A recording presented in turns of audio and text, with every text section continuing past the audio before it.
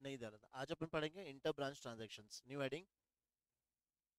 जो हमने उस दिन लास्ट टाइम क्या पढ़ा था, एंट्रीज कैसे पास करते हैं लोग, है ना। एंट्रीज वाले क्वेश्चन भी आते, जैसे लास्ट अभी जो जनवरी अटेम्प्ट हुआ था उसमें भी 6 मार्क क्वेश्चन आया था।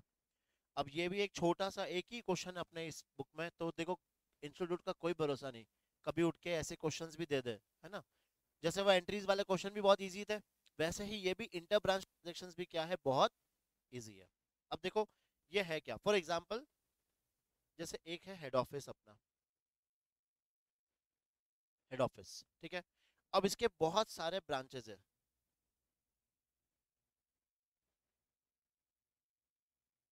ब्रांच 1 समझो ये है मुंबई में,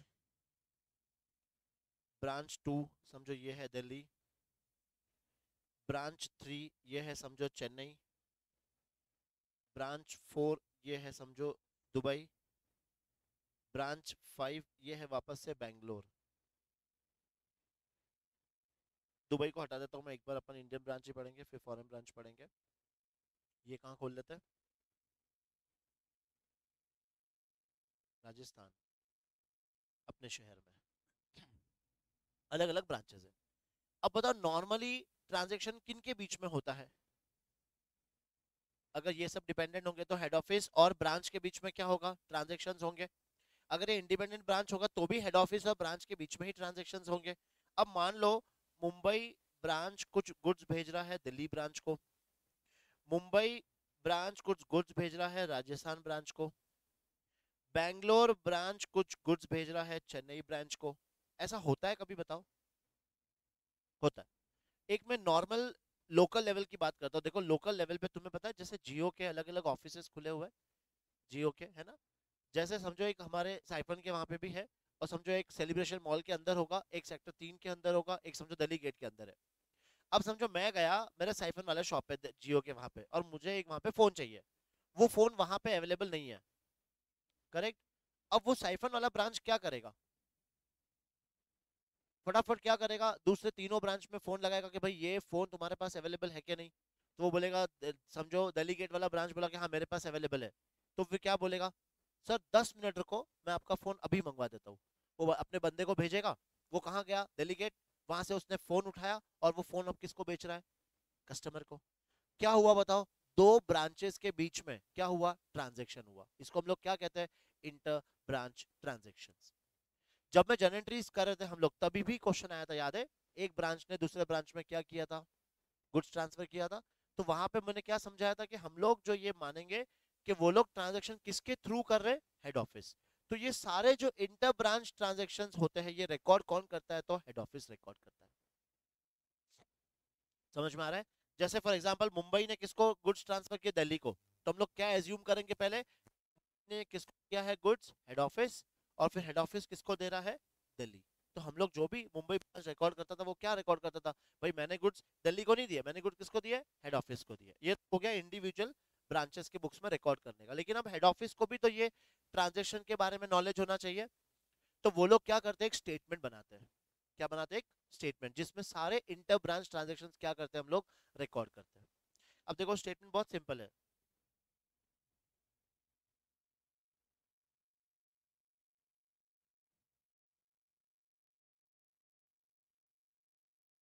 Attachment account, हाँ। समझो हमारे 4 ब्रांच है,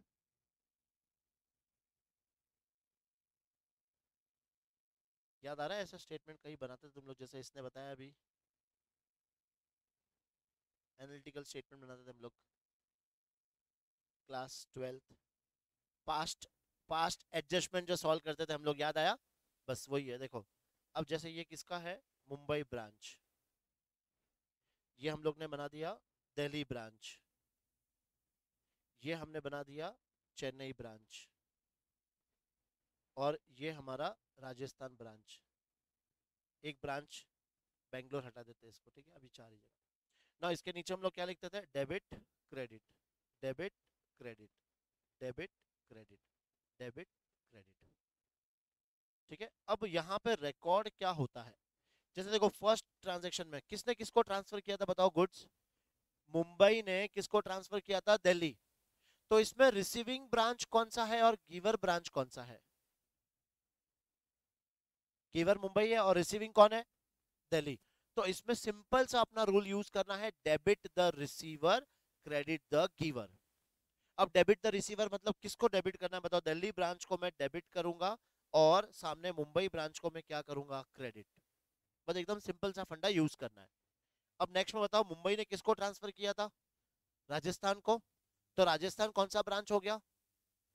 रिसीवर। और मुंबई कौन सा ब्रांच हो गया? गिवर। तो राजस्थान रिसीवर है, तो राजस्थान में हम लोग क्या करेंगे? डेबिट।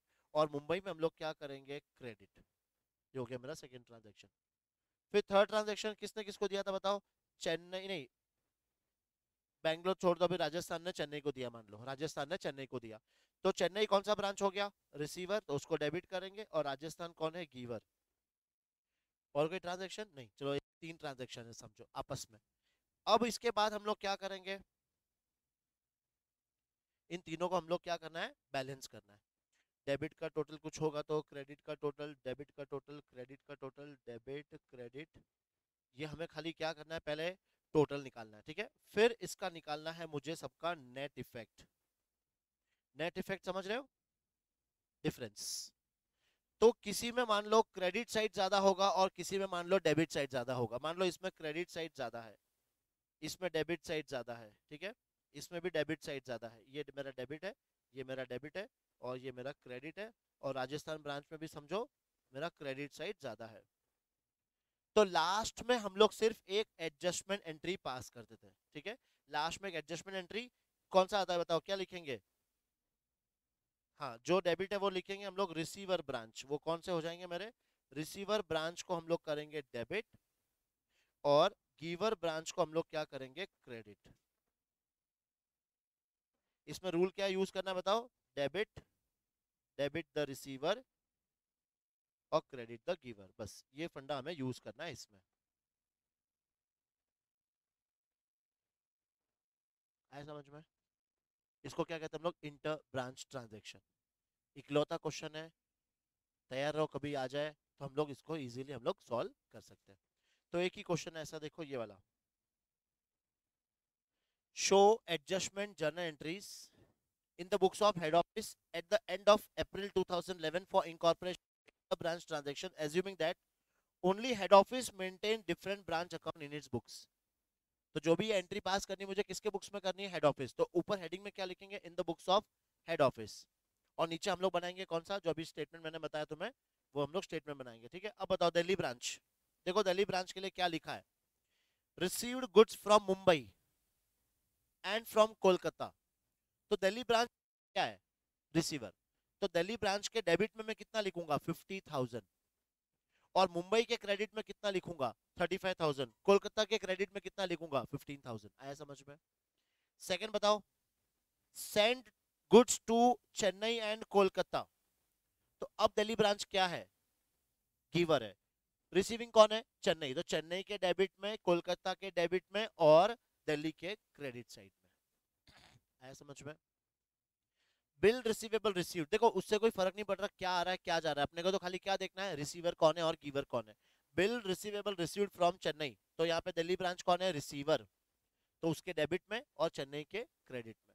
फिर आगे acceptance send to Mumbai. Send मतलब हम लोग गिवर है, तो हमारे दिल्ली के क्रेडिट में और मुंबई और कोलकाता के डेबिट में। ऐसा मैंने ये चार रिकॉर्ड कर दिया। इसके बाद मुंबई ब्रांच का रिकॉर्ड करना है, फिर चेन्नई ब्रांच का रिकॉर्ड करना है, और फिर कोलकाता ब्रांच का। ये सब रिकॉर्ड करने के बाद लास्ट में हम लोग क्या करेंगे? टोटलिंग करेंगे, और फिर नेट इफेक्ट निकालेंगे। और उस नेट इफेक्ट की लास्ट में मुझे क्या पास करनी है? एंट्री पास करनी है। तो अब कितने ब्रांच है देख लो एक बार? दिल्ली, मुंबई, चेन्नई और कोलकाता। तो पहले एक ऐसा स्टेटमेंट बनाओ जिसमें पहले क्या लिखोगे? ट्रांजेक्शन्स, फिर दिल्ली, मुंबई, चेन्नई, कोलकाता, उसके नीचे debit credit, debit credit, debit credit, debit credit.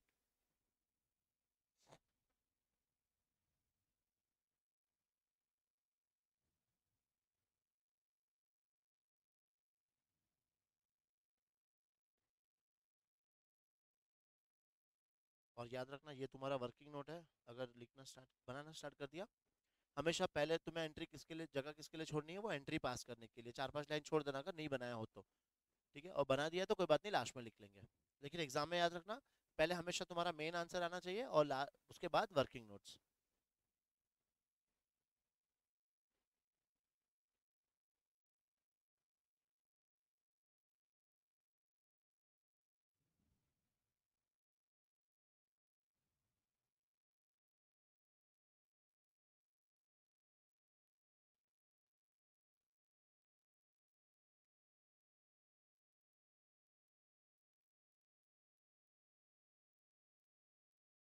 पहले से 4 कॉलम्स।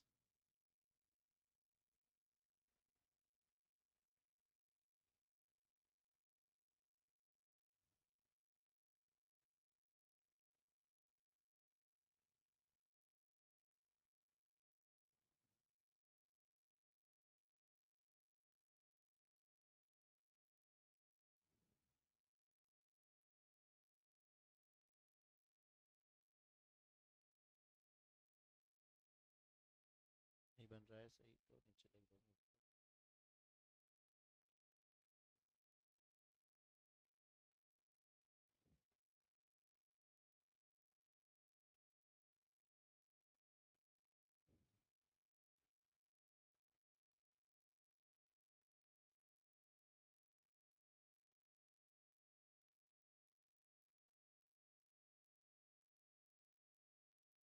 फर्स्ट कॉलम में लिखना ट्रांजेक्शन्स।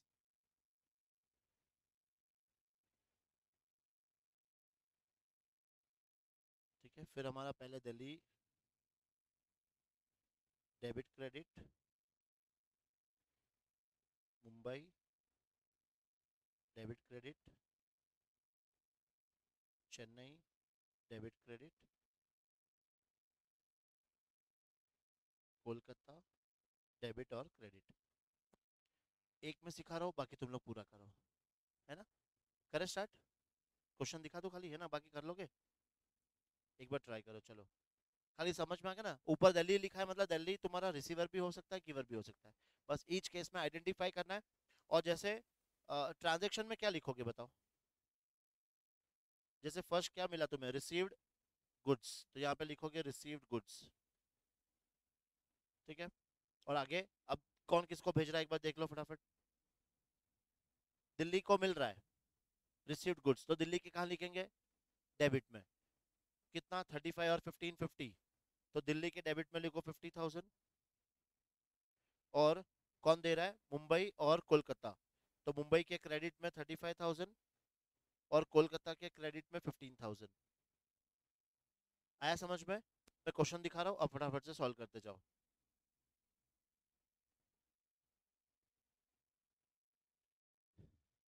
ठीक है, सॉल्व होने के बाद तुम्हारा ये आंसर आया होगा और सबका नेट इफेक्ट, है ना। अब इसके बाद हम क्या करेंगे बताओ, कौन सा डेबिट है, कौन है ये, मुंबई और चेन्नई, इन दोनों को हम लोग क्या करेंगे, डेबिट। और दिल्ली और कोलकाता क्या करेंगे, क्रेडिट। बस ये लास्ट में तुम्हें एंट्री पास करनी है। तो लिखो मुंबई ब्रांच अकाउंट डेबिट, यहीं पे लिख रहा हूं मैं, मुंबई ब्रांच अकाउंट डेबिट। फिर कौन सी branch debit, Chennai, Chennai branch. ये क्या हो रहा है ऐसा, डबल डबल कैसा हो रहा है ये सब।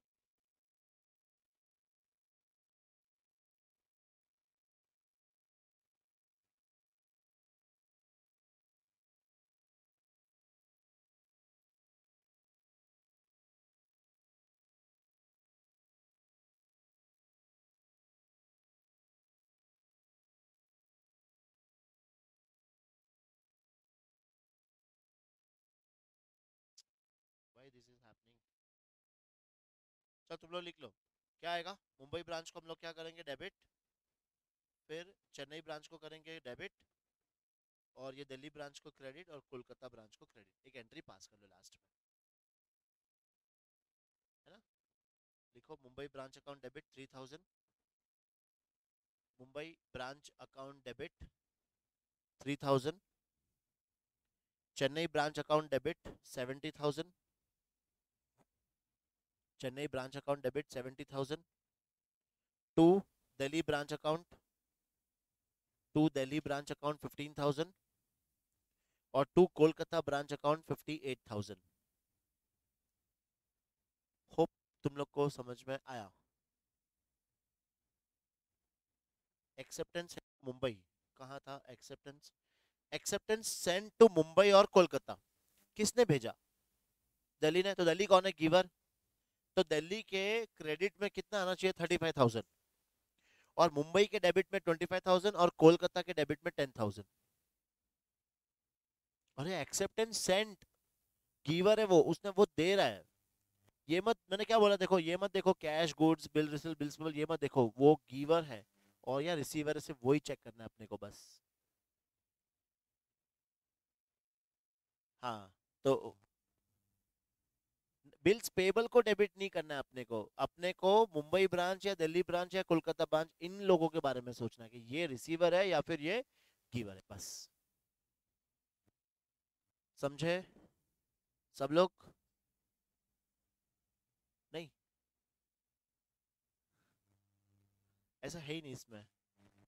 प्रीवियस ईयर में ढूंढ के आज भेजता हूँ तुम्हें, ऐसा एक question भेज, तुम लोग सॉल्व करना घर पे, वो है इजी है, लेकिन छोटी सी मिस्टेक, पूरा क्वेश्चन रॉन्ग हुआ था तुम लोग के, किसी का भी राइट आंसर नहीं आया।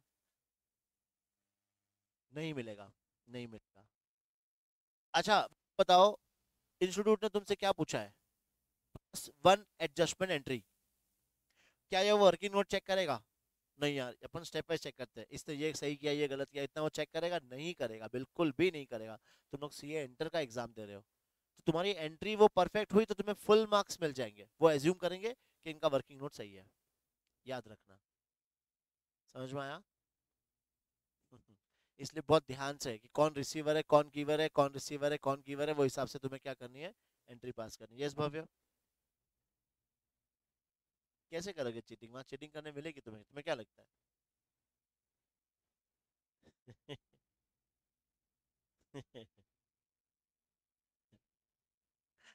मतलब पढ़ना नहीं है, 3 साल 5 साल जेल रह के आ जाएंगे, लेकिन पढ़ना नहीं है अपने को।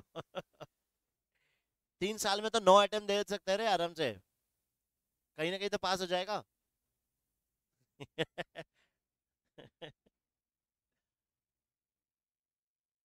हाँ, 6 अटेम्प्ट, एक एक सब्जेक्ट, एक बार एक सब्जेक्ट खाली बस, सब में डिस्टिंक्शन, एक ही सब्जेक्ट पे फोकस, एकदम रट्टा मार लो उसको।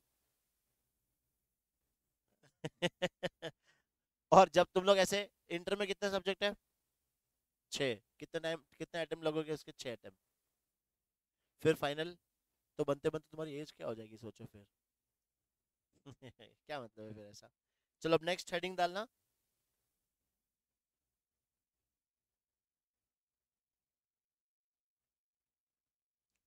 फॉरेन ब्रांच है, मतलब वो बैलेंस शीट वाले क्वेश्चन है, बस ऐसे ही क्वेश्चन ज्यादातर ऐसे ही आते हैं।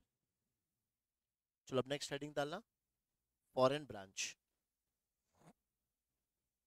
ये मोस्ट प्रॉब्ली इसका लास्ट टॉपिक है, फिर कुछ बैलेंस शीट वाले क्वेश्चंस है, फिर ये चैप्टर खत्म हो जाएगा। नाउ फॉरेन ब्रांच, चलो समझो पहले, फॉरेन ब्रांच हम लोग किसको कहते हैं, किसको हम लोग फॉरेन ब्रांच कहते हैं? देखो, ये हेड ऑफिस, समझो ये हेड ऑफिस अपना कहाँ पर है? राजस्थान। ठीक है, अब हमारे ब्रांचेस देखो, मैंने ऊपर जो हम लोग पढ़ रहे थे, यहाँ मेरे जो ब्रांचेस है वो कहाँ पे बताओ? ये जो सारे ब्रांचेस है, ये कहाँ पे? With in India. अब समझो मैंने यहाँ पे एक और ब्रांच खोल ली, कहाँ पर? दुबई में। तो अब मैं कह सकता हूँ दुबई मेरी कौन सी ब्रांच है? फॉरेन ब्रांच है। दुबई मेरी कौन सी ब्रांच है? फॉरेन ब्रांच है। तो अब देखो इसमें दो पॉसिबिलिटीज आएगी, हेड ऑफिस कहाँ पर है? राजस्थान में, राजस्थान मतलब इंडिया। और जो मेरी ब्रांच है, वो ब्रांच कहाँ पे बताओ? दुबई। तो ये जो दुबई की जो ब्रांच है, ये कह सकता हूँ हेड ऑफिस के लिए ये कौन सी ब्रांच है? तो फॉरेन ब्रांच है। ये एक एग्जांपल हो गया। ठीक है, दूसरा एग्जांपल समझो। अब दूसरे एग्जांपल में हेड ऑफिस जो है ये है दुबई में, हेड ऑफिस दुबई में। ठीक है, अब इस बंदे ने क्या करा कि यार अपना बिजनेस कहाँ खोलते हैं, एक इंडिया में भी खोल देते हैं, तो उसने ब्रांच कहाँ पर ओपन करी? इंडिया में ओपन करी। तो फॉर दुबई हेड ऑफिस ये जो इंडिया ब्रांच है इसके लिए क्या कहलाएगी? Foreign branch. ठीक है, पहले ये समझ में आ गया। तो फॉरेन ब्रांच कहाँ हो सकती है? तो फॉरेन कंट्रीज में या अपने यहाँ पर भी हो सकती है, लेकिन उसका हेड ऑफिस कहाँ होगा? बाहर होगा। तो हमें ये फर्स्ट लाइन में पढ़ना है पहला कि हमारा हेड ऑफिस कहाँ पर है। क्यों इंपॉर्टेंट है वो समझना अच्छे से। देखो फर्स्ट केस में मेरा हेड ऑफिस कहाँ पर है बताओ? मेरा हेड ऑफिस कहाँ पर है? इंडिया में। इंडिया में कौन सी करेंसी चलती है? रुपीज। तो हम लोग जो भी अकाउंटिंग करेंगे वो कौन सी करेंसी में करेंगे? रुपीज में करेंगे। अब मेरी ब्रांच कहाँ पर है? दुबई। तो वहां पे कौन सी करेंसी चलती है? दिरहम। डॉलर ले लूं मैं एक बार इजी समझने के लिए। समझो वहां पे कौन सी करेंसी चलती है? डॉलर, है ना? डॉलर अच्छा था, अपन दुबई ब्रांच भी चेंज कर सकते हैं, यूएसए कर देंगे। अब बताओ वहां पे करेंसी कौन सी चल रही है? डॉलर। तो जो भी अकाउंटिंग होगी वो कौन से करेंसी में होगी? वहां पर डॉलर्स में होगी। अब बताओ at the year and, at the year and हमें क्या करना पड़ता है? हमें जो मेरी जो फॉरेन ब्रांच है इसका जो फाइनेंशियल्स है मेरे, इसमें मुझे क्या करना पड़ेगा? मर्ज करना पड़ेगा, कंसोलिडेट करना पड़ेगा। तो पहले मुझे इस डॉलर की फाइनेंशियल्स को मुझे किस में कन्वर्ट करना है? रुपीज में कन्वर्ट करना है। ऐसा तो नहीं हो सकता कि एक कॉलम बना दिया मैंने रुपीस का और ब्रांच के लिए मैंने बना दिया डॉलर। पॉसिबल है ऐसा? नहीं। मुझे वो डॉलर के कॉलम को किस में कन्वर्ट करना है? रुपीस में कन्वर्ट करना है। तो यहाँ पे पहले स्टेप नंबर 1 क्या होगा बताओ? मुझे एक ट्रायल बैलेंस दी होगी। मुझे वो ट्रायल बैलेंस कौन से करेंसी में दी होगी बताओ? यहाँ पे फर्स्ट केस में डॉलर में दी होगी। और मुझे वो डॉलर की करेंसी को किस में कन्वर्ट करना है? रुपीस में कन्वर्ट करना है। तो सर ये तो बहुत इजी है, एक रेट दी होगी, मल्टीप्लाई करते जाओ, बस आ गया तुम्हारा रुपीस में। लेकिन नहीं, सबके लिए अलग अलग रूल्स है कि फिक्स एसेट्स को कौन से रेट में कन्वर्ट करना है, करंट एसेट्स को कौन से रेट में कन्वर्ट करना है, ओपनिंग इन्वेंट्री को कौन से रेट में कन्वर्ट करना है, क्लोजिंग इन्वेंट्री को कौन से रेट में कन्वर्ट करना है, इनकम एंड एक्सपेंस को कौन से रेट में कन्वर्ट करना है। तो ये सब रूल्स है कहां पर? AS 11 में। तो ये जो भी कन्वर्जन होगा ये कहां पे सीखेंगे हम लोग? AS 11। याद आ गया? तुम लोगों ने पढ़ा हुआ है। तो ये सब जो कन्वर्जन का रूल्स है वो किस में दिया है? AS 11 में दिया है, उसको हम लोग फॉलो करेंगे यहाँ पे कन्वर्जन के लिए। ये तो हो गया मेरा फर्स्ट केस। देखो वापस से, मेरा हेड ऑफिस कहाँ पर है? इंडिया में। मेरी ब्रांच कहाँ पर है? दुबई में। तो वहां पे कौन सी करेंसी चल रही है? Example dollar. तो मुझे पहले डॉलर को किस में कन्वर्ट करना पड़ेगा? रुपीज में। अब सेकंड केस, मेरा हेड ऑफिस कहाँ पर है? बाहर है, दुबई। वहां कौन सी करेंसी चल रही है? डॉलर ही ले लेते हैं अपन। अब ब्रांच कहाँ पे मेरी? इंडिया। इंडिया में कौन सी करेंसी चल रही है? तो मैंने जो ब्रांच के जो अकाउंट्स बनाए होंगे वो कौन सी करेंसी में बनाए होंगे? रुपीज में बनाए होंगे। अब एट द ईयर एंड मुझे इस रुपीज को किस में कन्वर्ट करना पड़ेगा? डॉलर में। क्योंकि मेन क्या करना है? कंसोलिडेट करना है, मर्ज करना है। किस में मर्ज करना है? हेड ऑफिस में। तो जो हेड ऑफिस जो करेंसी फॉलो करता है ब्रांच को, उसमें क्या करना है? मुझे कन्वर्ट करना है। तो इसमें भी कौन सा हमें फॉलो करना है? Accounting standard 11। पहले ये क्लियर, सब लोग को क्लियर? ठीक है। अब स्टेप्स। तो देखो स्टेप्स बहुत इजी है। सबसे पहले मुझे क्या करना है? मेरे को जो ट्रायल बैलेंस दिया उसको कन्वर्ट करना है। क्वेश्चन कैसे आते हैं एग्जाम में समझना। देखो एक तो सिंपल, अगर क्वेश्चन आया तो सिर्फ तुम्हें ट्रायल बैलेंस दिया होगा, तुम्हें कुछ रेट्स दिए होंगे और उसको ट्रायल बैलेंस को तुम्हें किस में कन्वर्ट करना है?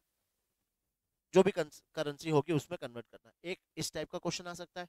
सेकंड क्वेश्चन आएगा, पहले कन्वर्ट करो, फिर ब्रांच का ट्रेडिंग पीएनएल बनाओ, ठीक है, और हेड ऑफिस का कंसोलिडेट ट्रेडिंग पीएनएल बनाओ। एक ऐसा बड़ा क्वेश्चन भी आ सकता है फॉर 20 मार्क्स के लिए। ठीक है, 5 या 6 मार्क्स के लिए खाली क्या आएगा? ट्रायल बैलेंस को कन्वर्ट करने वाला क्वेश्चन आ सकता है। 10 से 14 मार्क्स का क्वेश्चन कौन सा आ सकता है? कि ट्रायल बैलेंस कन्वर्ट करो और फिर ब्रांच का खाली ट्रेडिंग पीएनएल बैलेंस शीट बनाओ। और एक बड़ा क्वेश्चन आ सकता है जिसमें सब कुछ पूछा जा सकता है। समझ में? Basic clear? ठीक है। चलो अब जो फॉरेन ब्रांच है वो भी दो टाइप की। जो फॉरेन ब्रांच है वो दो टाइप की, इंटीग्रल और नॉन इंटीग्रल। ज्यादातर जो क्वेश्चंस आते हैं वो कौन से आते हैं? इंटीग्रल। क्वेश्चन में कुछ भी नहीं बोला है कौन सा मेथड फॉलो करना है, तो तुम्हें कौन सा फॉलो करना है? इंटीग्रल मेथड फॉलो करना है। ठीक है। अब ये होता क्या है इंटीग्रल नॉन इंटीग्रल? देखो समझना। जैसे हेड ऑफिस है, ठीक है। हेड ऑफिस जो बिजनेस कर रहा है, हेड ऑफिस जैसे खरीदता है और बेचता है, वैसे ही सेम का सेम कौन कर रहा है? इंटीग्रल। मतलब it is an extension of head office. बोलता ना ये मेरा दाया हाथ है। जो हेड ऑफिस कर रहा है वो कौन कर रहा है? इंटीग्रल ब्रांच भी कर रहा है। लेकिन नॉन इंटीग्रल में सिंपल याद रखना कि हेड ऑफिस जैसे कर रहा है वो तो कर ही रहा है, प्लस ये खुद से भी आगे क्या करता है, वहां से लोकल में मटेरियल खरीद रहा है, गुड्स मैन्युफैक्चर कर रहा है, बेच रहा है, वो सब अलग से भी ट्रांजेक्शन कर रहा है खुद के, उसको कहते हैं हम लोग नॉन इंटीग्रल। समझ में आ रहा है? इंटीग्रल का मतलब क्या, वो कौन से वाले गुड बेच रहा है, जो हेड ऑफिस बना रहा है वो उसको जो भेज रहा है वही बेच रहा है, उसके अलावा और कुछ नहीं कर रहा है वो। लेकिन नॉन इंटीग्रल वो तो बेच ही रहा है, प्लस अपना खुद का भी बेच रहा है। तो सर फिर ऐसे वो क्यों उसका नाम, वो सिर्फ उसका नाम यूज करता है, मार्केट में उसका ब्रांड है, तो हम लोग ने भाई उसका ब्रांडिंग ले लिया, अब उसके ब्रांड में हम लोग और कुछ बेच रहे हैं। फॉर एग्जांपल मैंने वड़ा पाव का क्या ले लिया, फ्रेंचाइजी ले लिया। अब हेड ऑफिस वड़ा पाव बेच रहा है, मैं भी वड़ा पाव बेच रहा हूँ, कौन सा आ गया बताओ? इंटीग्रल। ठीक है। हेड ऑफिस वड़ा पाव बेच रहा है, मैं वड़ा पाव भी बेच रहा हूँ, उसके साथ साथ दूसरे भी और चीजें बेच रहा हूँ, खुद का रॉ मटेरियल, वहां पे चिप्स बेच रहा हूँ, वहां पे बर्गर बेच रहा हूँ, वहां पे सैंडविचेस बेच रहा हूँ, तो वो कौन सा हो गया? Non integral. आया समझ में? ठीक है। अब दोनों का रूल्स अलग अलग है, कन्वर्जन का दोनों का रूल्स अलग अलग है, इसलिए हमें दोनों का मेथड जानना जरूरी है। ठीक है। तो एक अब कॉलम बनाएंगे हम लोग, लिखते जाएंगे कैसे हम लोग किसको क्या क्या रेट में कन्वर्ट करेंगे, फटाफट से लिखते जाओ, कॉलम बनाओ पहले ऐसे तीन आइटम्स, इंटीग्रल और नॉन इंटीग्रल।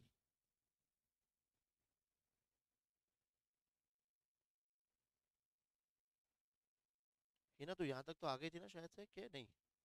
ये है लिखा हुआ तुम्हारे पास? लिखा हुआ है ना? अभी लिख लो अब। हाँ पढ़ा हुआ भी है, पर लिख लो अभी, साथ साथ में सब चलने दो, है ना, ताकि एक जगह पे ही सब रहेगा। तो एक तो बनाओ तुम लोग आइटम्स वाला कॉलम, और एक बनाओ इंटीग्रल और नॉन इंटीग्रल।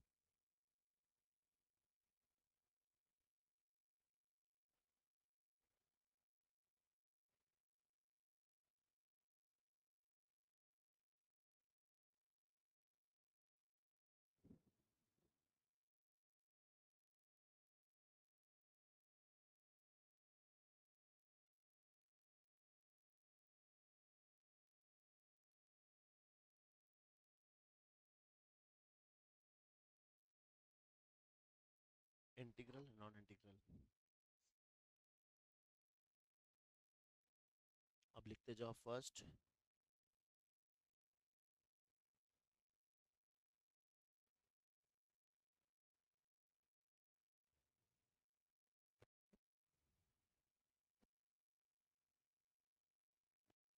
फर्स्ट लिखना monetary items.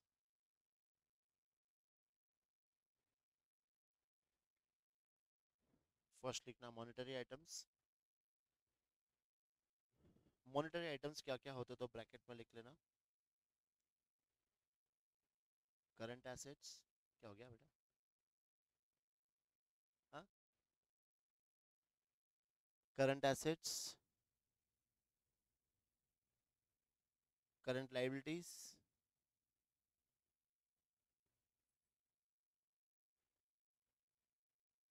Non current liabilities.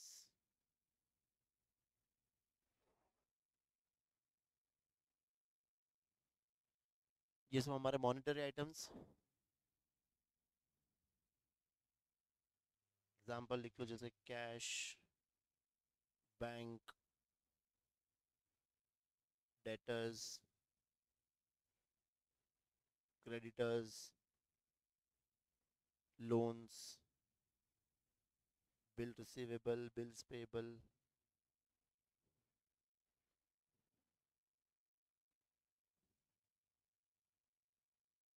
ये सब हमें कन्वर्ट करना है कौन सी रेट में? क्लोजिंग रेट पे कन्वर्ट करना है।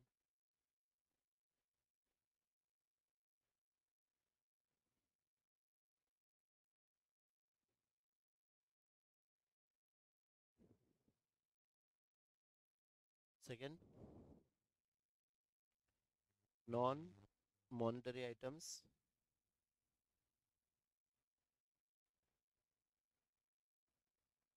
नॉन मॉनेटरी आइटम्स क्या आता है इसमें?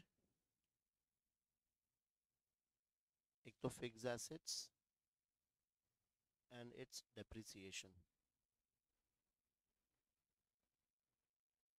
फिक्स एसेट्स और उसके डेप्रिसिएशन, ये क्या आएगा, एक्चुअल रेट या फिर नहीं, नहीं था, ये नहीं था, नहीं नहीं नहीं नहीं बेटा, ये आता है डेट ऑफ परचेज, जिस डेट को हमने खरीदा, ये अलग से दी होगी अपने को डेट ऑफ परचेज, लेकिन नॉन इंटीग्रल में क्लोजिंग रेट, हाँ, नॉन इंटीग्रल में क्लोजिंग रेट, एक्चुअल रेट भी बोल सकते हैं उसको बिल्कुल, पर क्वेश्चन में डेट ऑफ परचेज दिया होगा, एक्चुअल रेट नहीं लिखा होगा उसका, है ना। थर्ड लिखो, इन्वेंट्री, या हम लोग लिख लेंगे अलग से क्लोजिंग इन्वेंट्री, क्लोजिंग इन्वेंट्री तो बट ऑब्वियस कौन से रेट पे, क्लोजिंग रेट पे, दोनों में सेम होगा क्लोजिंग रेट पर। फोर्थ कौन सा, ओपनिंग इन्वेंट्री, तो दोनों में, क्या हो रहा है भैया, कौन से रेट पे, opening rate,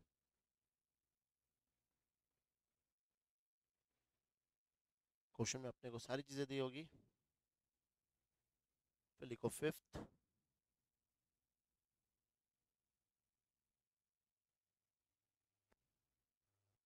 revenue items, revenue items मतलब कौन से, अपने एक्सपेंसेस एंड इनकम, हाँ, एक्सपेंसेस और इनकम, ये दोनों केस में एवरेज रेट,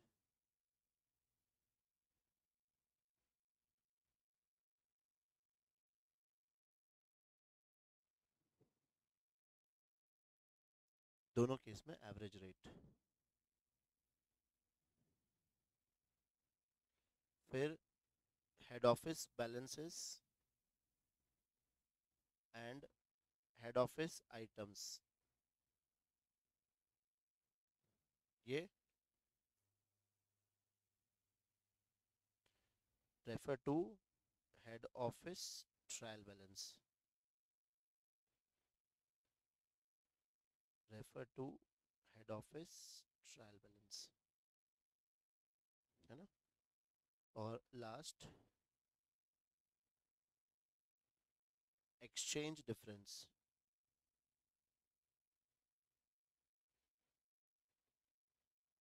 एक्सचेंज डिफरेंस ये होता है तुम्हारा balancing figure, exchange difference is balancing figure, हाँ, हाँ, चार्ज टू पीएनएल, और ये accumulated in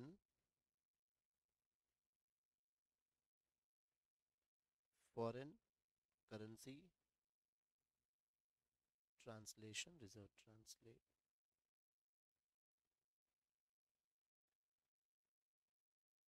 translation reserve, foreign currency translation reserve,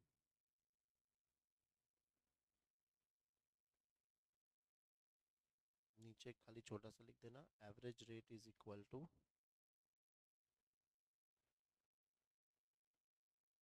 opening rate plus closing rate divide by 2, कर लो कॉपी, हाँ।